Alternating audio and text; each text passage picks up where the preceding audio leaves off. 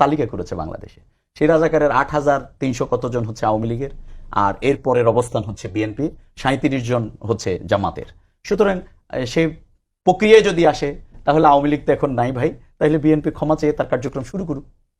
আমাদের যাদেরকে এখানে হত্যা করা হয়েছে অলরেডি, আজকের একটা পত্রিকা প্রথম আলো এবং ডেইলি স্টার, তাদের মতো যারা ডিপ স্টেট তৈরি করতে চায় তাদের মতো লোকের আজকে তারা বলে যে এখানে তো এটিএম আজহারুল ইসলামকে সুপ্রিম কোর্টের রায়ের মাধ্যমে তিনি একই মামলা থেকে তিনি অব্যাহতি পেয়েছেন, খালাস পেয়েছেন। সুতরাং সেই জায়গায় এসে ব্রিটেনের আদালত যখন যেটাকে জেনোসাইড অফ জাস্টিস বলে, মিসক্যারেজ অফ জাস্টিস বলে, সেখানে এসে আপনি রাজনৈতিক প্রতিহিংসার পরায়ণ হয়ে ভারতের আধিপত্যবাদের বয়ান, আওয়ামী লীগের সেই পুরাতন বোতলের বয়ান আবার নিয়ে এসে রাজনীতিকে কুলুষিত করবেন, এটা আমরা চাই না। আমরা চাই নতুন রাজনীতি, আমরা চাই সহনশীলতার রাজনীতি, আমরা চাই নতুন প্রজন্মের রাজনীতি, আমরা নতুন প্রবীণ মিলে সেই কাজটা করতে চাই।